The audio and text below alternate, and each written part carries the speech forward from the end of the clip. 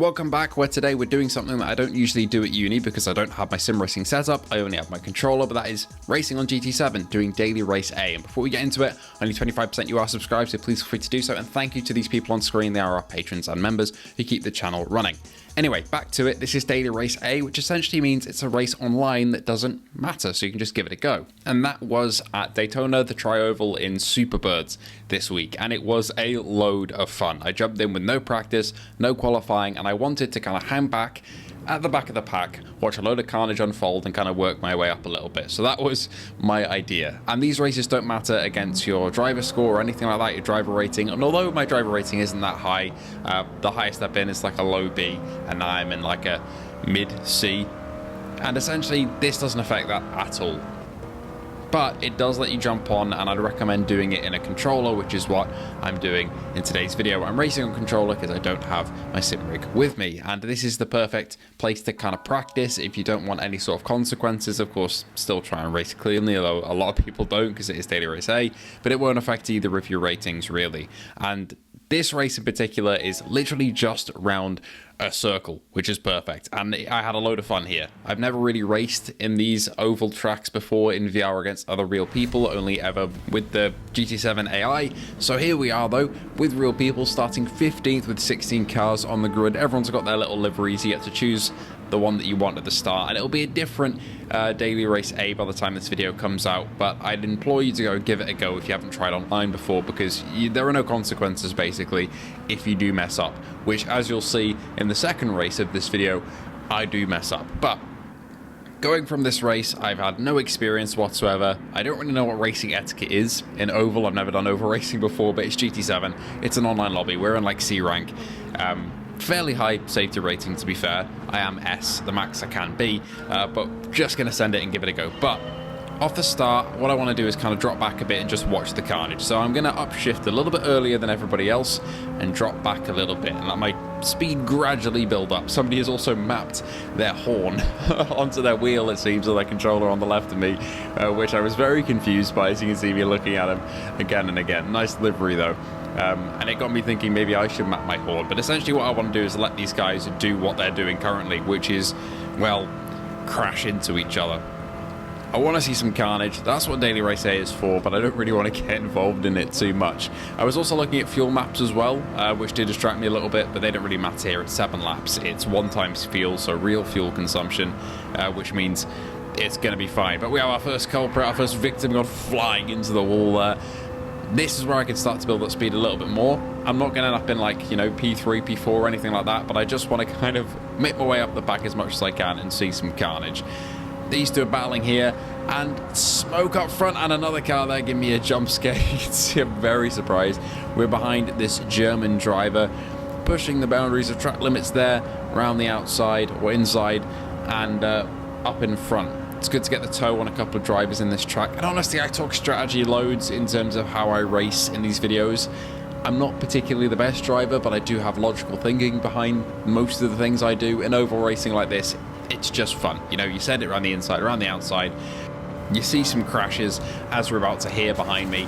There it is. I don't know if I caused that or not. I was a bit confused. A lot of people did go off just out of nowhere, and even I had some snaps of oversteer in the second race, in particular when I lowered my traction control down to pretty much minimum.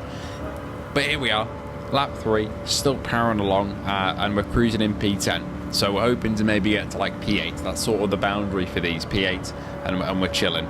More sparks of people in front. I do get distracted sometimes, and you do end up kind of sniffing the barrier a bit.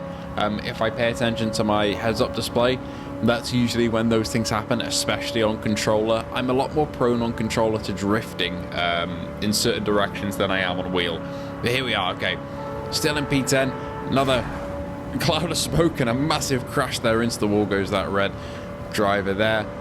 This driver in front has also seemingly mapped their hazards on, which I haven't really seen in an online race before, but that kind of gives you the feeling of what these daily race A's are sometimes like.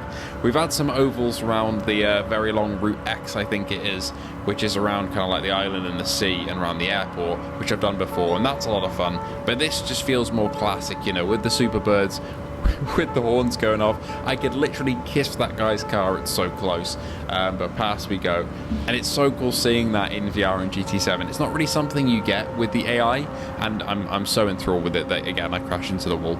But it's not really something you get with the AI, is being so close that you can actually kind of race parallel, because the AI usually slower than you on the straights, but here everyone's an equal machinery, and you can get those kind of nice little drag races going with other people, and it's a load of fun. But we basically just want to hold P8, get P8 and hold it. So we're looking for another pass here down the inside, and you got that elevation change as well. I do wish that GT7 would kind of lock off the car, because your that was not a nice noise, because your car essentially tilts without you. And I feel like that could cause some motion sickness if you could lock it off, but I wish there was an option too, because currently your head kind of stays completely central, and the track kind of tilts. Look at that, the track tilts without you. But yeah, there we go. Still great fun anyway, and that was actually pretty much a success. What I wanted, final lap, we're in P8. That's technically in the points for GT7, although small points, and there we are. Happy with that. Now the next race didn't go so well. Now, here we are, same thing, starting P11 this time, because I did actually do 1 or 2 qualifying runs. Didn't quite get up to speed though, so we're not very high up. But same thought process really. Want to just kind of get up there a bit, but maybe drop back a little bit at the start, see some crashes happen, and try and get stuck in a little bit more, since I'm starting a bit higher up here. This is where the rolling start actually fits in GT7 as well, because we've had some grid starts being experimented with recently, and they've been great, but rolling starts do have their place, you know, and they have their place in this sort of racing where you're all starting round an oval and you want to kind of send it round and you need some momentum off the start. It makes sense in this context, so I'm not too, you know, I don't care about rolling starts here. They fit, they're good, but I do like the grid starts on the more traditional track. So here we are, shifting up into third. And I'm sticking with the pack a little bit more this time, but you'll see things do go wrong very, very quickly. So a bit of tyre smoke off people because of losing grip and some contact. Now these, I think 3, honestly, everybody just passes me here. And that's kind of what I wanted, to see them battle a bit more. I didn't really want to drop this far back, so I let off a bit too much. But it kind of would work in my favour. At least that was the plan, same as the first race. So getting some slipstream and get past just like this, but this guy pulls out right in front of me. I come back onto the track and I kill him basically, and this is where the race really unravels, and I get really jump scared there by a car sideways. But because of that little incident there of me going to pass somebody and them trying to kill me, me avoiding, coming back on and killing them, that is 3 seconds of tyre penalty, and that is this race out of the window completely. But that doesn't mean we can't have some fun, because there is quite a fun little battle that happens because of this penalty. But I do have to serve that as we see somebody stranded in the middle of the grass, facing the wrong way.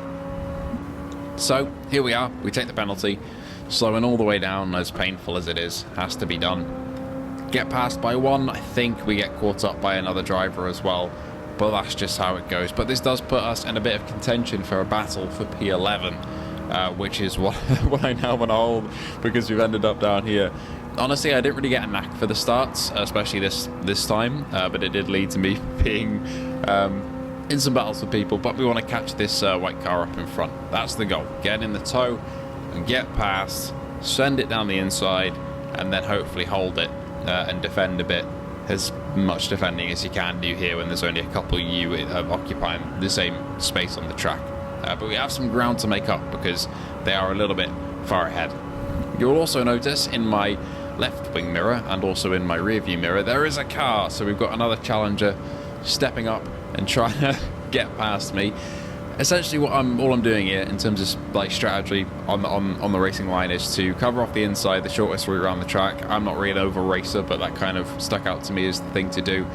So when they try to get round, just take that line and try and block off their routes, essentially. I didn't want to do anything too dirty and smash into them, although I accidentally maybe do that later a little bit, but it doesn't end up in a massive crash, so it's okay.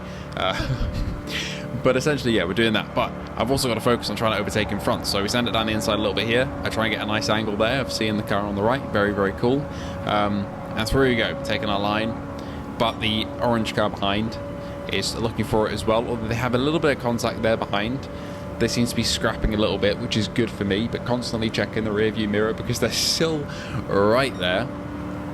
But it's okay. They haven't made a move just yet, and the white car has dropped back a little bit more, meaning I just have to worry about the orange/reddish car behind me that's making a move. So as long as I can hold on to P11, be sound. He's looking for a move around the outside on the right here. I do move a little bit there, if I've got to be honest, and give them a knock. But it wasn't too erratic or anything, but I will take some blame for that. Yeah, did kind of fuck up. But it's okay. They get back in the tow pretty quickly, and I give them some room. At least I try to. But I'm just checking those mirrors still. We flatten out. We're sticking in 4th for most of the race, to be honest. I don't know if that is the optimal gears, but looking down the inside here, and they do overtake. So there we have it. We have a move made by them. Basically the same move I made in the race before, taking that inside line and pushing the limits of track limits. But I'm in the tow, so I can make another move. So out to the outside, here we go. And an issue does happen here. I snap of oversteer and crash. Not ideal. It does cost us a couple of positions. We didn't go absolutely flying, but it does allow our friend in white here to overtake, essentially, putting us down into P12, which we'll see in a second. But for now, I'm kind of holding it. It didn't really immediately lead to that, but in terms of us kind of losing some pace, it did. Kind of eating the bumpers there, pushed up against the wall. A little bit of a head shake there, but it's just because I'm watching my mirrors and I crash into the wall and lose some momentum, and through goes the white car. Fun little battle there, nothing too serious, nothing too competitive or even clean, to be honest, but it is a lot of fun, and stuff like that in GT7 is kind of what I need when I'm on controller. I can't really race competitively on controller. I can barely race competitively on wheel, so on controller it's a bit of a shit show, as you can see, but it's a lot of fun and it doesn't impact your driver rating, and everybody kind of knows that going into it, and it's an oval speedway. Like, it's just the purest, simplest fun you can have, and I'd recommend giving it a go. If you have enjoyed today's video, please feel free to like and sub, and I hope to see you all in the next one.